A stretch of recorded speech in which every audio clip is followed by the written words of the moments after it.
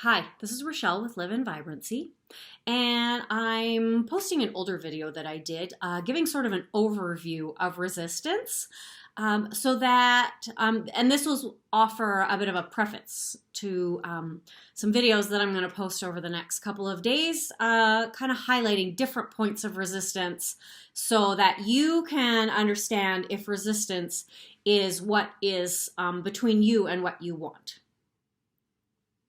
Today, I'm going to expand a little on why I tell people to embrace the thing they don't want when they have resistance around that. So there are more than one kind of resistance. There's the resistance that's related to the way that you identify yourself. So, for example, if really inside you look at the world as though you never get what you want, that's going to come up. And it'll often be really subtle when you're trying to manifest something you want. So you will be more focused on demonstrating that you don't get what you want. And so that's why paying attention to the resistance, what is this telling me, will give you a sense of what's in your way so that you can address it. Because what we consciously want and who we unconsciously are being because of messages from the world around us that we are bombarded with our entire lives. These actually affect us. We are constantly creating meanings and beliefs about the world based on this information. And that's why it's really important to maintain your mental diet, to be really cautious about what you expose yourself to, because you can actually be onboarding beliefs that just really aren't serving what you want. So I digress. Anyway, so there are two types of resistance. There's the kind that basically has to do with your identity, and you build that based on basically the beliefs that you're reaffirming throughout your life and some other things. But that's not the topic of this, so I don't want to get too off topic. But then the other kind of resistance is when something comes up that you are afraid will actually happen. So I'm afraid I won't get the job. I'm afraid my new business will fail. I'm afraid that the person that I'm wanting to reconcile with will never actually love me, but will actually love someone else instead. So in these situations, I always suggest that people really understand what it is that they're resisting, the thing they absolutely do not want, and then to embrace that, to really imagine that life without the thing they want is absolutely amazing, to the point where they could really be okay if that happened. Not intellectually okay. Most people tell me, oh yeah, no, I'm pretty good. My life is pretty happy. But what they're not noticing that they might be wanting something because they're trying to avoid something else. So that's this kind of resistance. It's the thing you're trying to avoid. So I have this little whiteboard, and I took the liberty of, I'm just gonna shift that. I took the liberty of already drawing me. So pretend that I am going to want to manifest love. So here we are. Here is my love.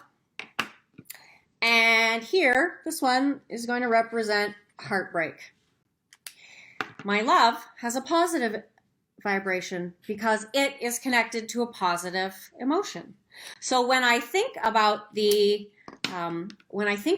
this particular subject, I should always be feeling positive in order to get the positive response or outcome.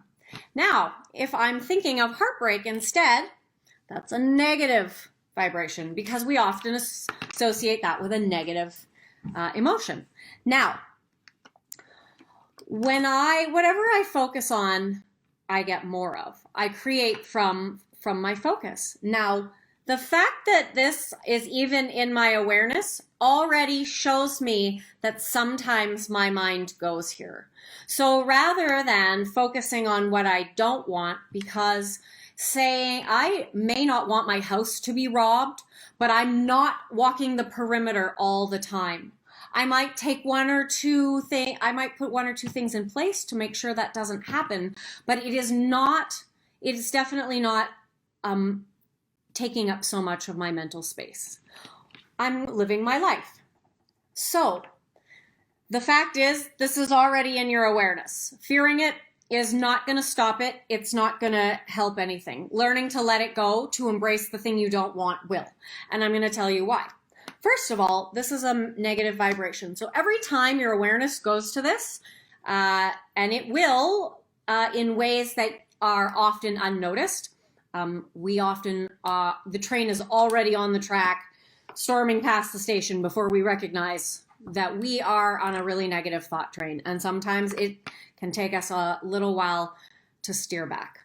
Now, I am in line with this positive vibration when I'm thinking of this, and I don't need to walk around like a Stepford wife.